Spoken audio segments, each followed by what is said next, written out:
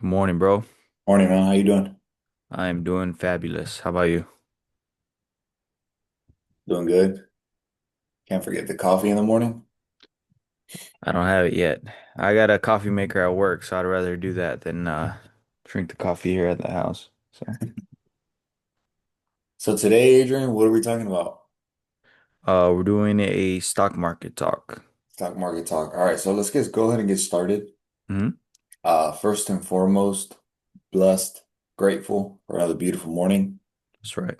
Have a great conversation this I'm gonna morning read my about board real stocks. quick. I'm a winner. I'm a champion. I'm an overcomer. I'm an overachiever. I do hard things. I love myself. God loves me. I'm strong, bold, told, and sold. I'm a leader. I'm a people person. I have great habits. I love people. People love talking to me. I have a magnetic personality. I'm kind and considerate. Everything I touch turns to gold. I'm grateful. I'm solution oriented. I'm a role model. I'm blessed exceedingly and abundantly, and I only attract great things into my life. I love that. I love that. First and foremost, yep. Let's get that in. Um, I guess we can start off by what is the stock market? Um, I can go ahead and go, and then if you want to just kind of add to it. So Sounds what the perfect. stock market is a area of buying and selling. It is a market of buying and selling shares of companies that are listed in the New York Stock Exchange or any exchange. We'll just jump to the very simple one. The New York Stock Exchange is one of the most well-known ones. Um, what you're doing is you're ultimately buying shares or a little bit of the company with your own money, right? So ultimately, for example, if you're going to buy, Google stock, for example, you're putting money into that stock by buying shares. So you ultimately have a percent ownership of that company in the market. That is pretty much what is the stock market. The stock market is made up of buying and selling. The market is made up of people either buying a specific stock or company or selling a specific stock or company. That's really just the basic of what a stock market is. And the stock market is made up of so many companies. I'm sure some of you have heard about the S&P 500. So that is made up of 500 companies that are set to be the most profitable, the most well-structured companies that then get added into this fund. And typically, what Adrian and I strongly recommend anybody to invest in, usually, not financial advice, is the S&P 500 or the total US stock market. And because of that, it's because the reason behind that is because most of the companies that you see nowadays, like Starbucks, McDonald's, right? O'Reilly, like all of these companies that are very well structured companies go into this specific fund. So it's almost as if you're just putting money and then you get a little bit of all those great companies, right? So, Adrian, you want to add a few things? Yeah, there's two types of companies. There's private companies and public companies. If I was to open my own coffee shop and put my entire life savings into this coffee shop and it became very, very successful, and I want to open up another coffee shop because it's so doing so well, but I don't have the money for it. Well, if I get investors, private investors, like just somebody that I know personally, and I open up a new coffee shop, well, that is now a private company, right? Not anybody can just come up to me and say, "Hey, here's my money, so you can open up another coffee shop." But if you take a look at like Nike, they did a large amount of volume. They built it up to a certain level with their own money, and then they wanted to keep going larger and larger, and that takes a lot of money, right? If you're opening 10 locations at one time in multiple different locations, that's a lot of money. So they go on something that's called an IPO, which is initial public offering, which is basically they're offering now shares to their company to the public, and that's when then they go into the stock market and then they put on their company. And then that means that any retail investor like you and I can buy shares of that company so that they can have more money to play with to keep expanding. And if you like what the company's doing, if you think they're going to be profitable, if you think they're going to do very well, and you buy shares of that company, and there's two ways to get paid. There's capital, or there's sorry, capital profits. Am I saying Capital that right? gains. Okay, Capital gains. capital gains. Yeah, I don't know why I blanked, but capital gains where you buy the shares and then the company does really well, so your shares become more valuable in the marketplace. It's more expensive to buy those same amount of shares that you purchased for cheaper, then you can sell it for a higher price. Or the second thing is dividends, which is pretty much companies are sharing their profits with their investors. So if I give $100 to Starbucks, um, well, they're thankful for me investing into their company. So on the quarterly, what depends on the, because some I think companies there's do quarterly. dividends quarterly, monthly, whatever that is. But at the end of the quarter, let's say, they give back a percentage of their profits to their investors. So $100 isn't a lot of shares, so I'm not going to get a lot of dividends, but that's kind of typically how that works. Mhm. And kind of just to lay it out, a dividend, I know you said it well. A dividend is when a company rewards you for holding money into their stock. And that's probably the easiest, the most efficient form of passive income because it really is. You just put money there and then it pays you. Coca-Cola is another one. Um, there's a few other ones out there that pay as well. Exxon Mobil is another one that pays. Anyways, so what is something? Here, let me go back to I guess at the very beginning of my journey specifically, I jumped directly to like meme stocks and stocks that were yielding me a quick return in the short run, right? I feel like for a lot of people, they can get a bad taste in their mouth whenever they put money into the stock market. It drops a little bit and then they sell and then they lose money. So I feel like I've seen many stories where people will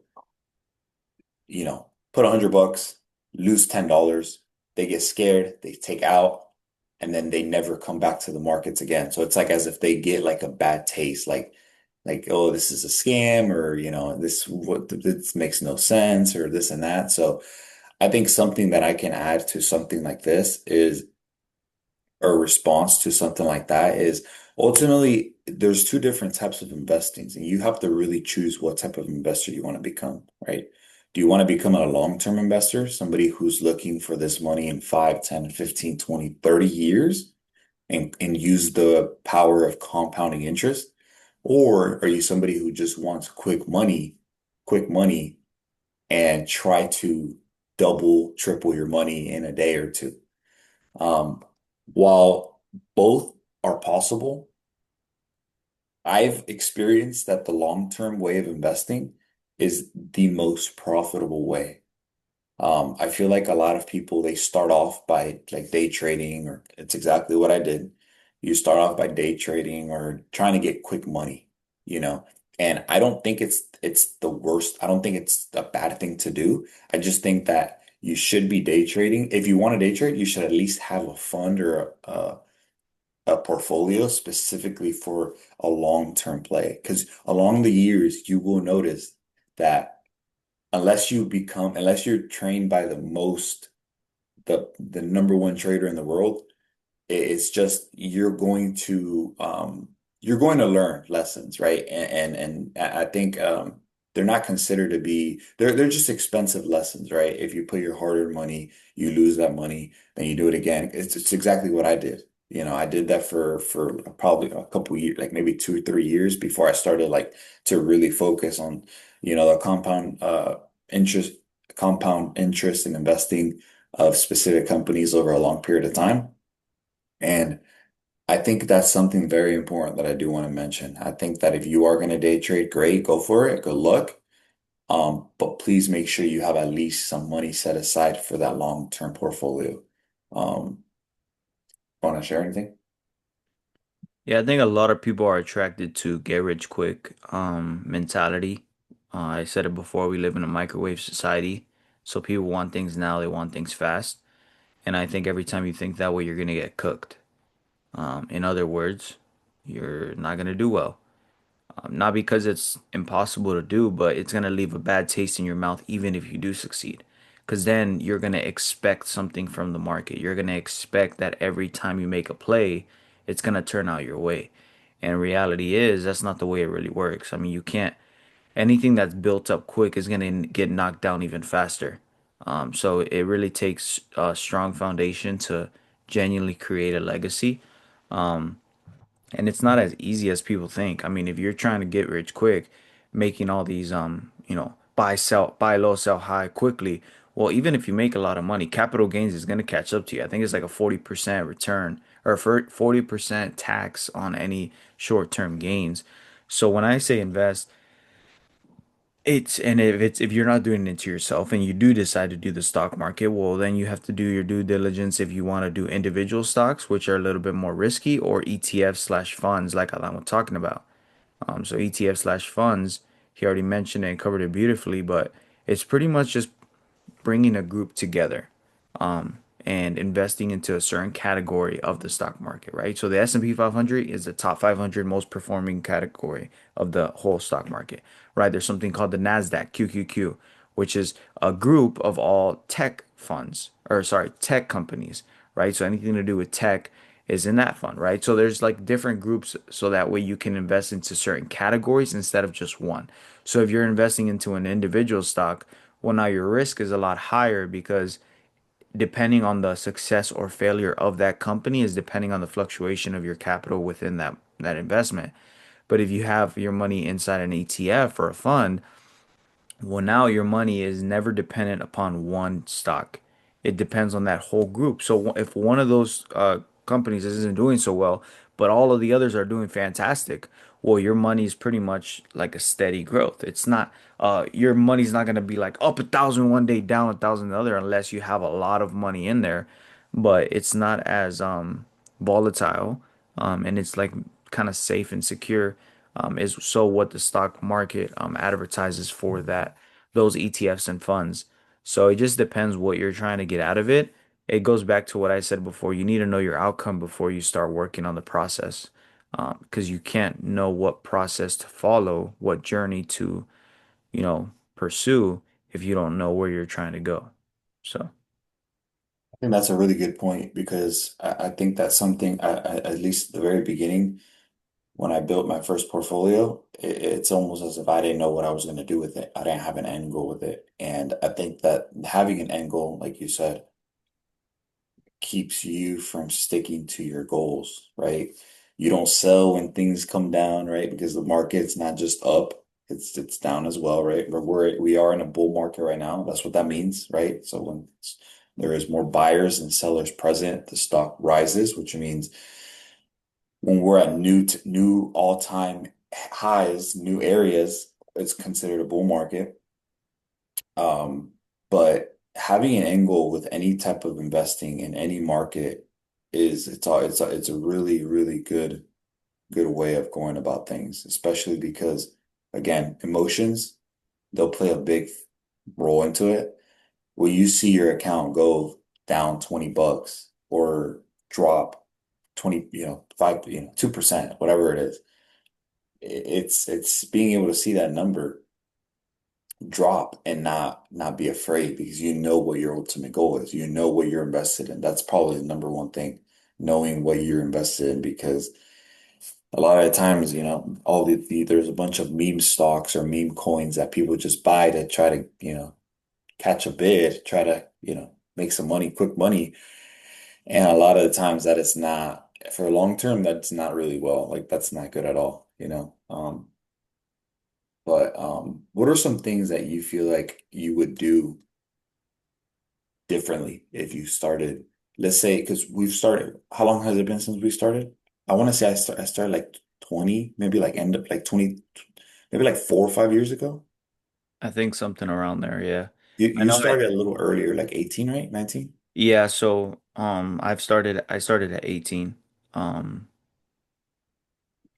yeah. Not I don't know about taking it serious, but I did start at 18 because I maxed out my Roth IRA every year since I turned 18. Mhm. Um so it's very cliche. But the reality is I wouldn't change anything. I think everything I went through created me to be who I am today in the knowledge and everything expertise of the stock market. I think one of the things that I wish someone would have told me is to educate myself rather than just invest just because people say to invest.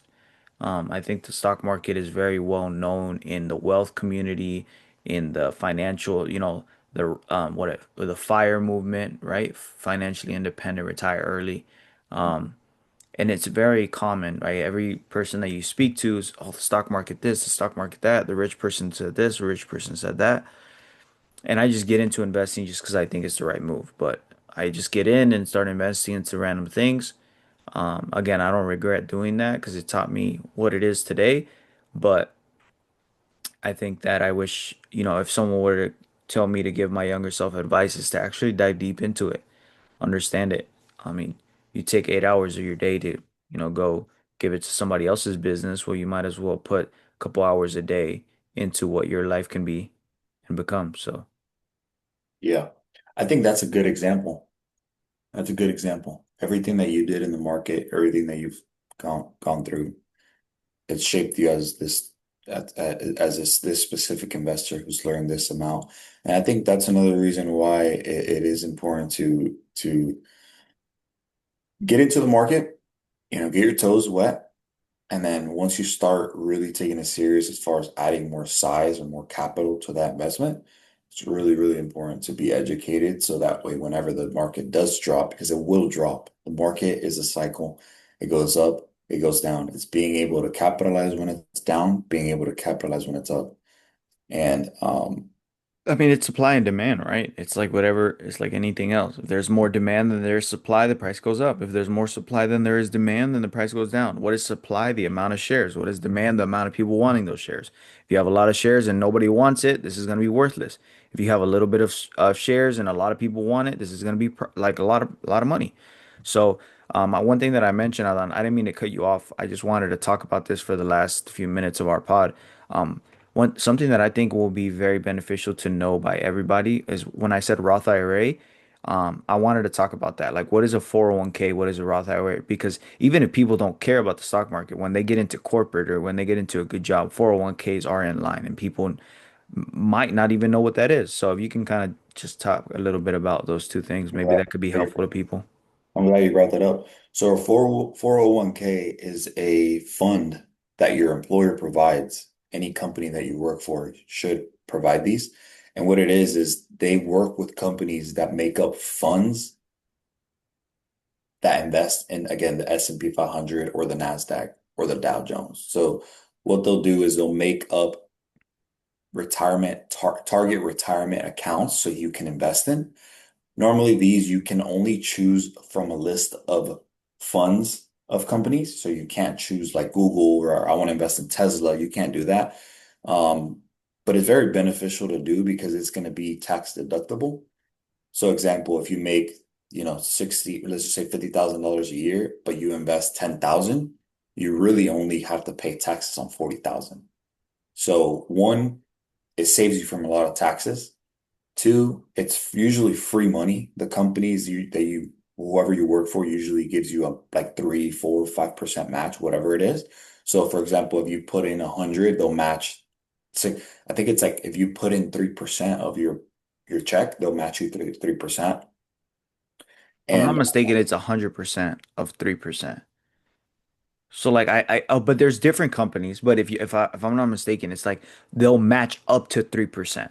So it's like they'll match whatever you put up to Mhm. 3% of your check. So if you put Exactly. 3% of your Yeah. check, they'll put exactly whatever you put.